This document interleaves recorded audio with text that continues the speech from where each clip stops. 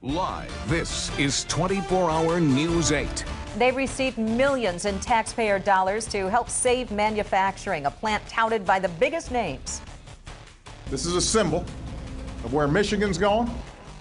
But 2 years later, our Target 8 investigators found some big problems, exposing workers who were playing board games and doing volunteer work, not making high-tech batteries. Tonight, LG Chem is being held responsible, paying back hundreds of thousands of dollars to taxpayers. Prompted by our Target 8 investigation, the feds are now changing the way they track money, making sure this doesn't happen again. We have team coverage exploring what's next for the troubled Holland plant. We begin live with Target 8 investigator Ken Kolker, who first exposed the problems at LG Chem last October.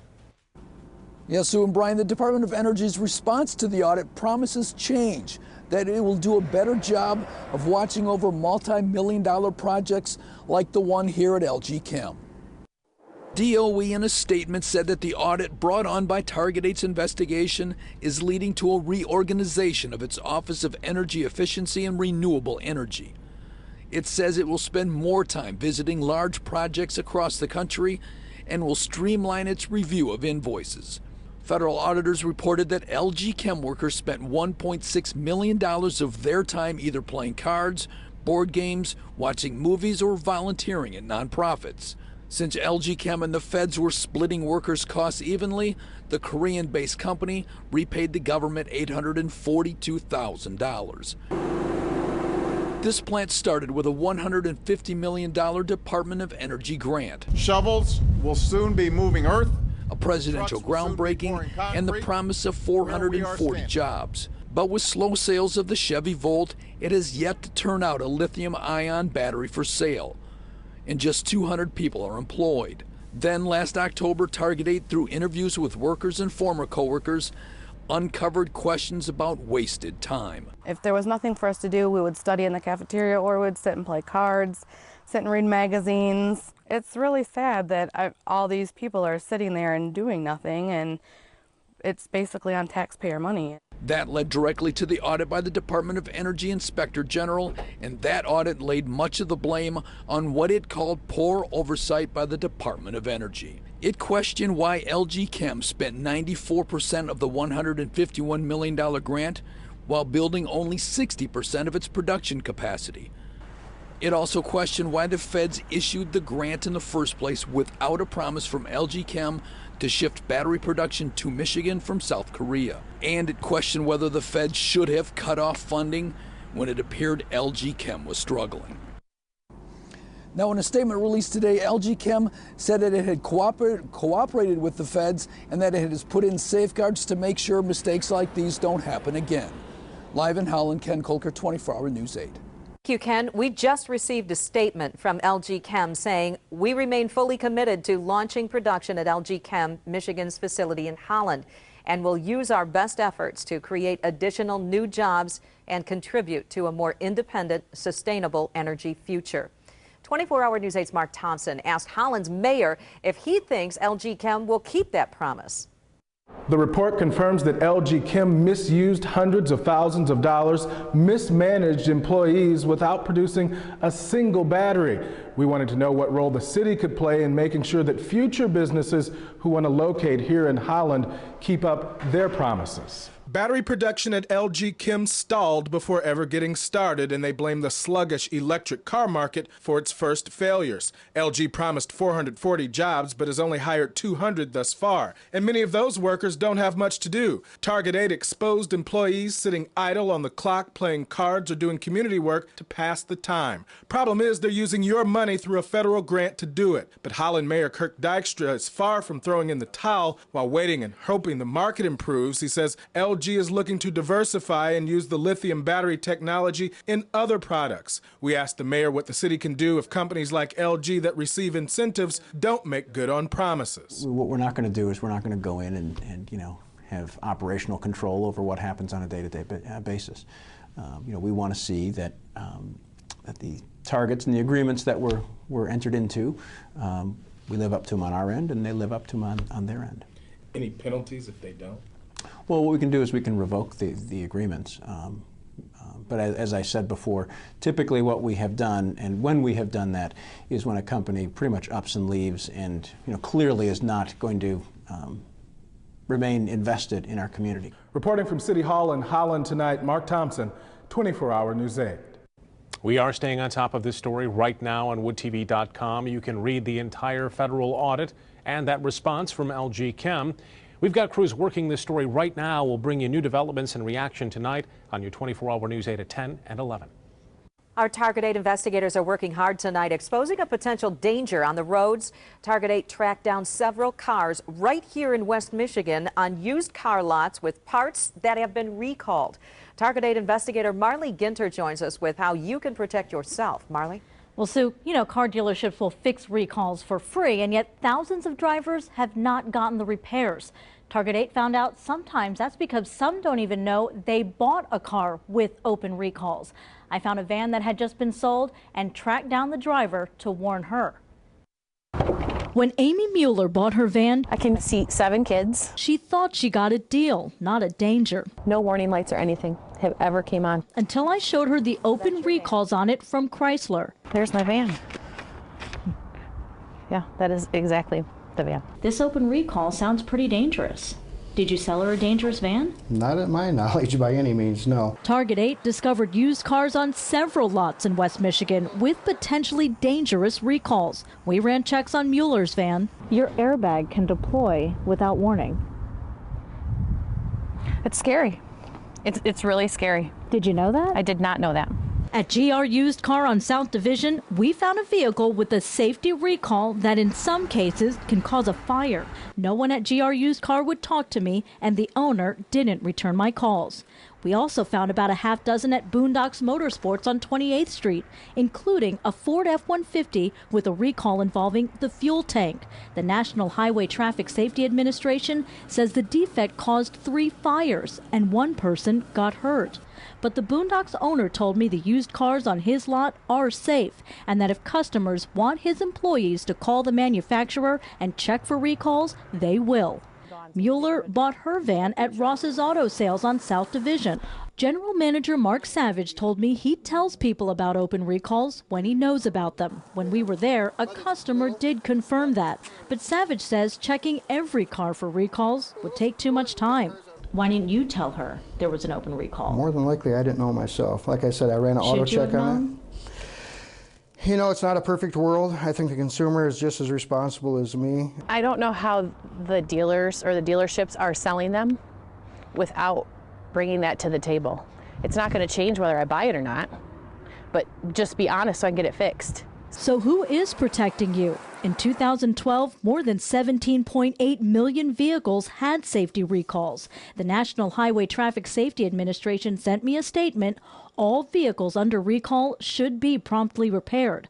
But later in that same statement, the spokesperson wrote the agency, quote, does not have the legal authority to require used car dealers or individual consumers to have recalled vehicles fixed prior to resale. It was a very sad thing. Attorney Paul McDonough is representing the West Michigan family of Dr. Brian Lates.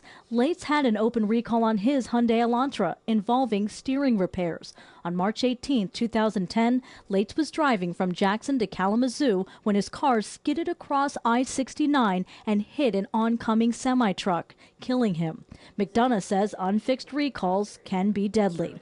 And yet Carfax says more than 2.1 million used vehicles that were for sale in 2012 had at least one safety recall that had not been fixed. 51,000 of those were right here in Michigan. Failure to take those basic, easy steps could, as we've seen, potentially result in catastrophic consequences. I did not know of any recalls until you contacted me. Mueller says dealerships should be held accountable. After all, until Target 8 called her, she had no idea she was driving a vehicle with a recall that had not been fixed. I can try to be as perfect as possible, as well as any other dealer on this street or any other street in the United States of America, but nobody's perfect, and it's probably just as much the consumer's responsibility to run the VIN number as it is ours. Mueller says she definitely will before she buys again.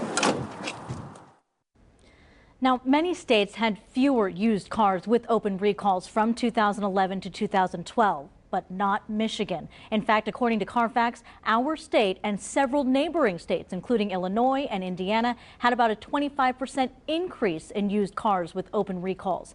So ask the dealership to check before you buy, or you can check for free through Carfax or safercar.gov. Those links are on woodtv.com. Sue. Marley, thank you. We have more unbelievable pictures of just how dangerous unfixed recalls can be. A man in Delaware didn't know he had an open recall, and his van caught on fire and nearly burned down his house. We'll have his full story tomorrow morning on Daybreak. One of the men who broke out of custody and then led police on a chase from here to Colorado has reached a plea deal. The Kansas City Daily Record is reporting the 23-year-old Gregory Bradshaw pleaded guilty to second-degree burglary. That plea says that he faces 8 to 24 years in a Colorado prison. Bradshaw escaped custody in Baldwin last fall with Kenneth Grauman. The two met up with two girls in Allegan County, and then they fled police again, heading to Indiana and then on west to Colorado before being arrested in a hotel. Those two remain in custody in Colorado. Brittany Rector and Laura Grauman are back in West Michigan facing charges here. We saw a lot of sunshine today, but Storm Team 8 is tracking snow again. Chief Meteorologist Bill Steffen is in the 24-hour tracking center tonight. Hi, Bill. Hi, Sue. Felt a little bit like spring out there, but there's a lot of winter left to go. Got a live picture from Grand Rapids where the sun is just set now off toward the west-southwest. Off to the west, we're looking at a little bit of a light mix of rain and snow off to the west of us, and that's a long ways away. The earliest that would get here would be daybreak or a little after that tomorrow morning. But I think we will be seeing a combination of snow and maybe a little bit of rain mixed in if you're off to the south of Grand Rapids. Here's the way it looks for this evening. If you're out and about, we'll be in the mid-30s here early, but temperatures will get a little bit below freezing, and that means some of those puddles will be icing up. Down to 31 here by around 11 o'clock tonight. Wind should remain light out of the southwest. We're talking about more snow and a good blast of cold air as we head into the weekend. We'll tell you about that straight ahead. The day after a massive crackdown on gangs in Holland, graffiti is popping up everywhere. We'll take you there live next. A man's home broken into, the only memories of his son stolen. Tonight, investigators have a break in that case.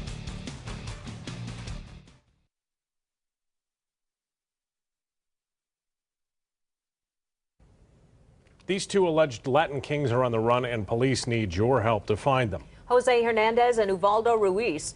They're the last of the 31 gang members rounded up in one of the biggest crackdowns in Holland's history.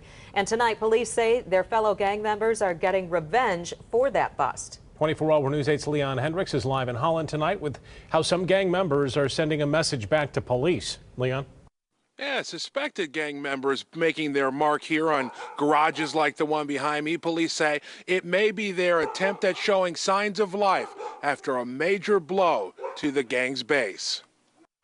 It's a brighter day in Holland than it was yesterday, both literally and figuratively. With the arrests of dozens of gang members and more on the way, Holland police say their streets are cleaner and lives have likely been saved.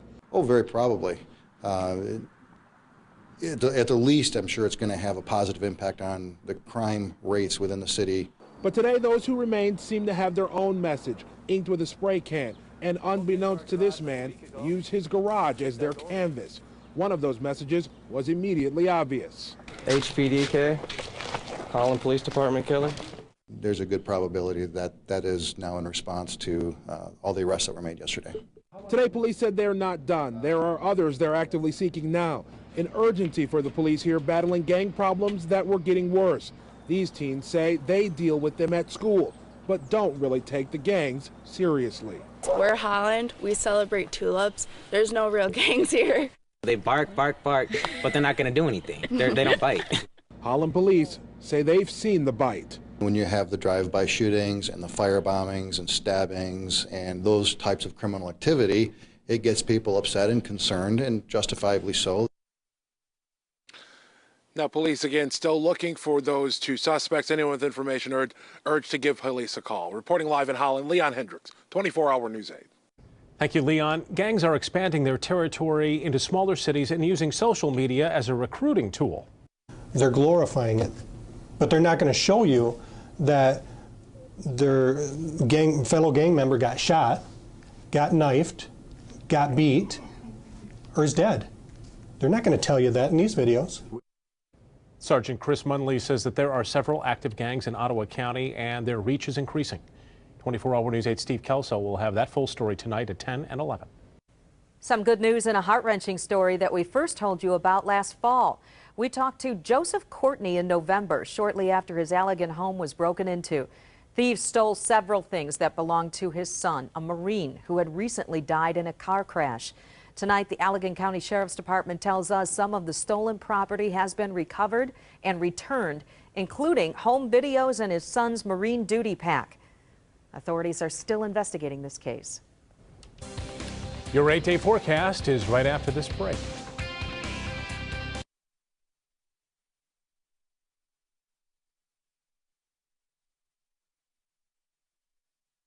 Watching out for you. This is Storm Team 8. If you're heading out to dinner, it should be a pleasant evening. The roads are in pretty good shape out there. We will see a few of the puddles freeze up here tonight from some of the melting snow. But all in all, it should be a very nice evening to be out and about. No precipitation in our area, a little bit off to the west of us, still a long ways away. We'll stay dry tonight, but I think during the day tomorrow we will see a little bit of snow or a light mix develop. Temperatures will be at or a little bit above freezing, so some of that will be melting on the pavements. Most of you will be dry in the early morning, and I think if you're heading out this evening, we'll be around 31 degrees here, partly cloudy skies, and as temperatures get down to freezing, the possibility that we'll pick up a couple of slick spots on the roads, some of the sidewalks and parking lots as well.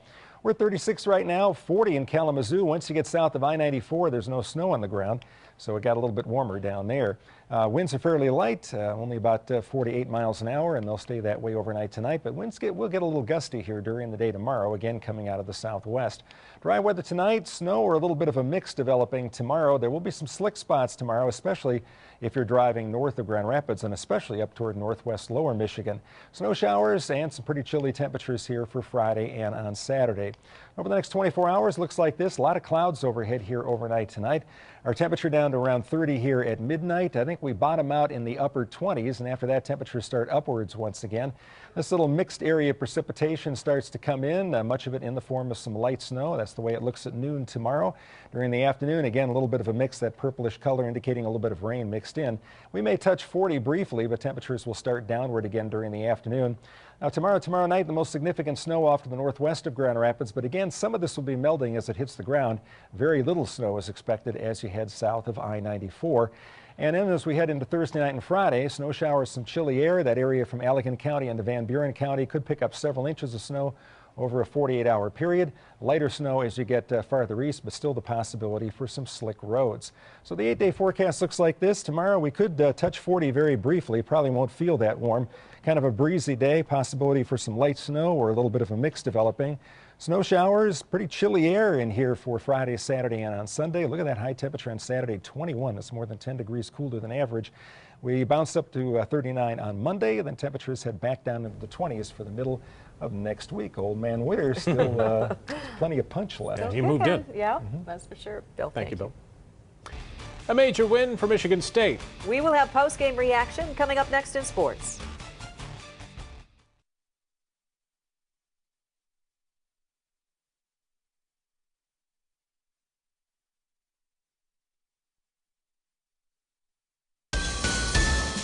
Cheers of Go Blue turned into So Blue. Michigan State scored a statement victory. The rest of the country heard loud and clear, beating fourth-ranked Michigan 75-52 last night. Tom Izzo team's known for their toughness, and they showed that in spades in this game. Brandon Dawson, the steal on the Mitch McGarry pass, one of 16 Michigan turnovers dunked. Stayed up by 9 in the first half. Gary Harris feeds the low post. Derek Nix, one of his best games as a Spartan. MSU up 14 at the half, and they just blew it open in the second half, 75-52. Michigan had lost 3 games by a total of 14. They got run in this one. Keep it in perspective that we played our best game in 3 years. Obviously, that was the worst we've played in a long time, and that's credit Michigan State for that. Thought we started the game out, we wanted to go inside. We did a good job of that. They started doubling, we adjusted to that and kicked it out. And yeah, we had one of the best defensive rebounding percentages in the Big Ten, but it wasn't even close tonight.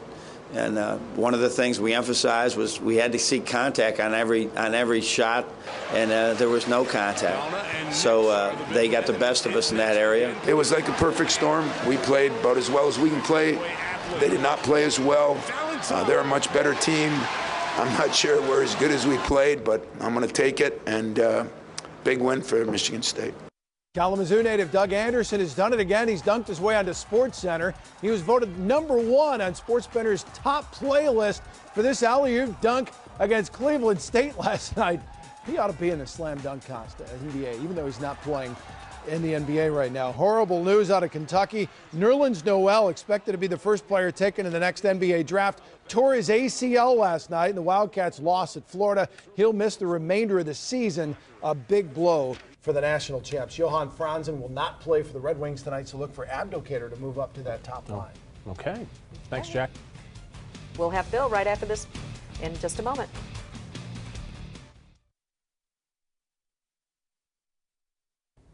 We'll stay dry tonight. During the day tomorrow, either light snow or a little bit of a mix develops. We could see an inch or two between Thursday and Thursday night. More snow showers and some pretty chilly air moves in for Friday, Saturday. On Sunday, maybe a smidgen of sun. Another storm could give us some snow here along about next Tuesday.